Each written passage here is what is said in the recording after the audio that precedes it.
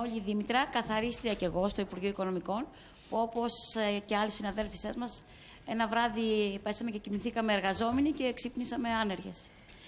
Με ένα συναίσθημα το οποίο δεν μπορεί εύκολα να το διαχειριστείς. Πιστεύω όμως απάνω σε αυτό ποντάρουν και οι πολιτικοί της κυβέρνησης.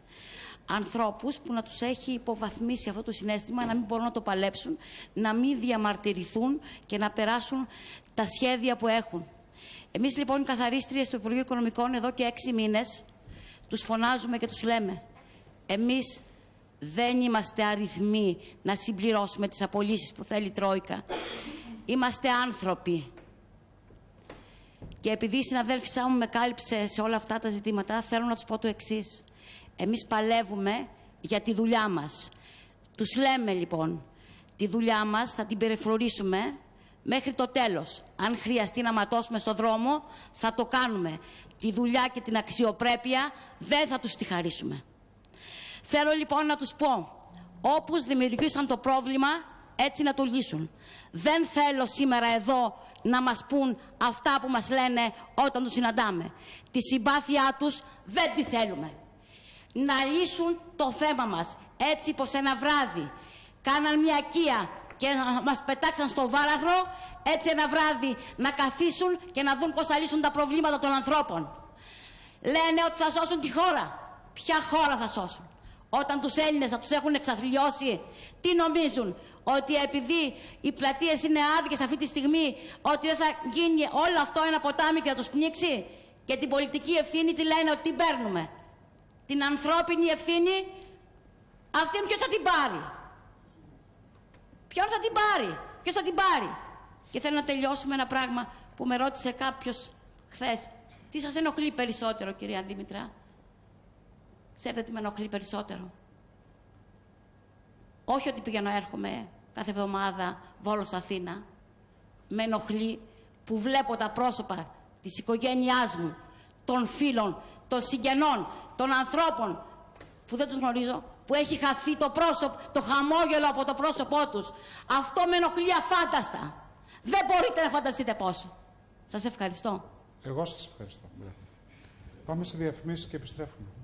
Όλη η Δήμητρα, καθαρίστρια και εγώ στο Υπουργείο Οικονομικών, που όπως και άλλοι συναδέλφισές μας, ένα βράδυ πέσαμε και κοιμηθήκαμε εργαζόμενοι και ξύπνησαμε άνεργες. Με ένα συναίσθημα το οποίο δεν μπορεί εύκολα να το διαχειριστείς.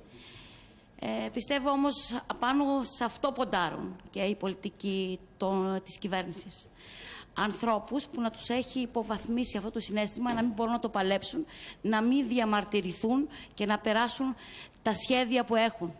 Εμείς λοιπόν οι καθαρίστριες του Υπουργείου Οικονομικών εδώ και 6 μήνες τους φωνάζουμε και τους λέμε: εμείς δεν είμαστε αριθμοί να συμπληρώσουμε τις απολύσεις που θέλει η Τρόικα. Είμαστε άνθρωποι. Και επειδή η συναδέλφισά μου με κάλυψε σε όλα αυτά τα ζητήματα, θέλω να τους πω το εξής. Εμείς παλεύουμε για τη δουλειά μας. Τους λέμε λοιπόν, τη δουλειά μας θα την περιφρουρήσουμε μέχρι το τέλος. Αν χρειαστεί να ματώσουμε στο δρόμο, θα το κάνουμε. Τη δουλειά και την αξιοπρέπεια δεν θα τους τη χαρίσουμε. Θέλω λοιπόν να τους πω, όπως δημιουργήσαν το πρόβλημα, έτσι να το λύσουν. Δεν θέλω σήμερα εδώ να μας πούν αυτά που μας λένε όταν τους συναντάμε. Τη συμπάθειά τους δεν τη θέλουμε. Να λύσουν το θέμα μας, έτσι πως ένα βράδυ κάναν μια οικία και μας πετάξαν στο βάραθρο, έτσι ένα βράδυ να καθίσουν και να δουν πώς θα λύσουν τα προβλήματα των ανθρώπων. Λένε ότι θα σώσουν τη χώρα. Ποια χώρα θα σώσουν? Όταν τους Έλληνες θα τους έχουν εξαθλιώσει, τι νομίζουν? Ότι επειδή οι πλατείες είναι άδειες αυτή τη στιγμή, ότι δεν θα γίνει όλο αυτό ένα ποτάμι και θα τους πνίξει? Και την πολιτική ευθύνη τι λένε ότι την παίρνουμε? Την ανθρώπινη ευθύνη, αυτήν ποιος θα την πάρει? Ποιον θα την πάρει? Ποιος θα την πάρει? Και θέλω να τελειώσουμε ένα πράγμα που με ρώτησε κάποιος χθες. Τι σας ενοχλεί περισσότερο, κυρία Δήμητρα? Ξέρετε τι με ενοχλεί περισσότερο? Όχι ότι πηγαίνω έρχομαι κάθε εβδομάδα Βόλος Αθήνα. Με ενοχλεί που βλέπω τα πρόσωπα της οικογένειάς μου, των φίλων, των συγγενών, των ανθρώπων που δεν τους γνωρίζω, που έχει χαθεί το χαμόγελο από το πρόσωπό τους. Αυτό με ενοχλεί αφάνταστα. Δεν μπορείτε να φανταστείτε πόσο.